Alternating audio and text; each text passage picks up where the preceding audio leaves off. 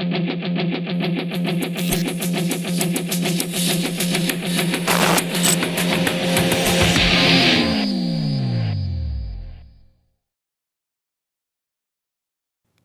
starting my unhandled 7-year-old paint mare. We have worked through the fundamentals groundwork and some activities from the Colt Starting Series, like introducing the saddle, the Jeffries method, and pick me up from the fence. I did sit on her today, but her feet locked up and I was only able to get one step forward. I rewarded that, but I don't have a helper, and I'm feeling a bit stuck on how to do it without one. Any advice would be appreciated. Thank you for your question, Claudia. A couple of things here, really. It's just a little bit of a tricky one. Do you need a helper for the Colt starting? Do you have to have a helper? No, you don't. But I'm going to tell you this. Do you have to be a lot more experienced horseman, horsewoman? Yes, you do. Okay. Is it more dangerous? Yes, it is. Is it more difficult? Yes, it is. Because you have to do everything.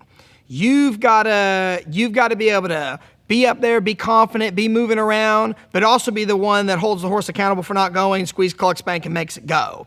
You've also got to read all this based off of a feel, not off of somebody on the ground being like, easy now. It looks a little tight there. He's kind of got his tail between his legs and he's getting a little bit silly. Why don't we just wait this out a little bit and let's work the kinks out, right? So, is it uncommon for a colt, when you get on them, to want to kind of seize up? No, it's not uncommon, okay?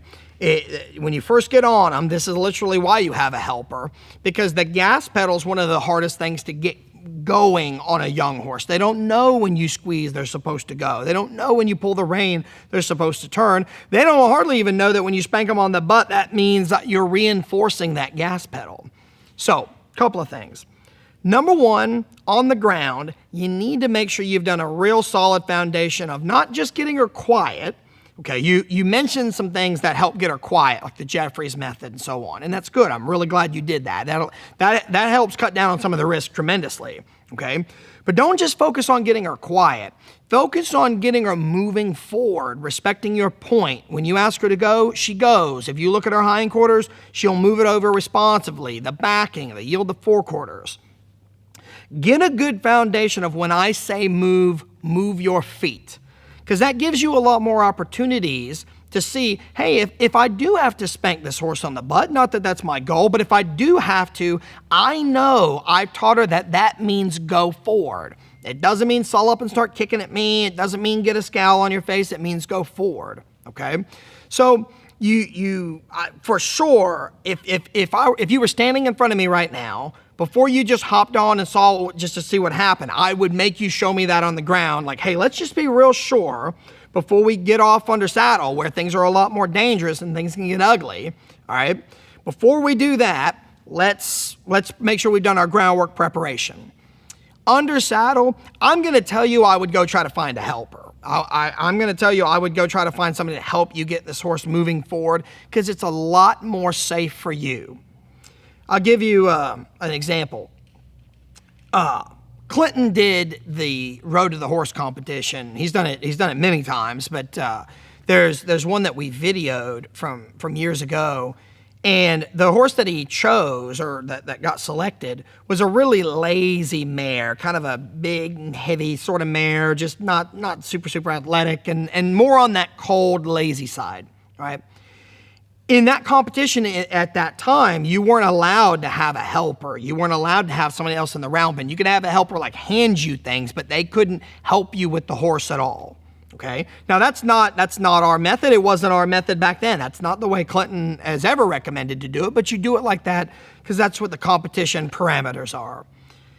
And you'll see, if you go watch that video, you'll see that that horse wanted to get sticky and sull up and not move out with Clinton a lot. He had to spank it on the butt quite a few times with a dressage whip, and it's kicking out and trying to do a headstand around the round pen quite often. And that's all that resistance. That's all that get lost, Clinton, I don't want to go. You've got to be able to ride through that, okay? Clinton also had to make the judgment call. Is this horse just kicking out because it doesn't want to go forward, or is this thing trying to buck me off? that seems like maybe an easy thing to do, but when you're like in the moment on a new horse, a young, inexperienced colt that's never been ridden, you got to make that decision in a blink of an eye, right? Because they're not going to give you a lot of chance, okay? If you read it wrong and it's thinking about dumping you, whack, you just got dumped. If it's kicking out and you pull him around and you try to stop him, you just literally did the opposite of what you need to do. That's one of the benefits of your helper. Not only can they just practically get the horse going forward better for you and help you more, they can also help you read it if you're not used to reading it, okay? They also can help you like, no, he's just being sticky. Like he's fine. He's not tight. He's not looking like he wants to dump you, but he's just being kind of grouchy and he doesn't want to go. And you and I just need to get him going forward, okay? So that's realistically what needs to happen. If you insist on doing it by yourself, no, Jeff, I don't have a helper. I don't have somebody I trust to help me. Then you're going to have to do it with your spanker or with your dressage whip, where you can, keep a hand on the horn, spank with the tail of the rein. I would start spanking gently initially, and I have to find a starting point. Okay. Have I started colts like this on my own as well, but even before I worked for Clinton? The answer is yes. Was it more difficult? You bet. It's way more difficult. It's a lot more dangerous too. Okay. So in short, go back, review your groundwork, make sure you've done a solid foundation of getting that horse moving forward when you say to go forward. Option A, go find somebody, even if you have to take her somewhere and trailer her somewhere to a round pen where somebody can help you, okay? Get a helper. If you insist on doing it yourself, just understand you're gonna have to have the kind of skill set that will allow you to get that done, okay? So I hope that helps you out. Like what you see? Then get the app. Join the club and watch it all. Anytime, anywhere, on any device. Experience the mobile method today.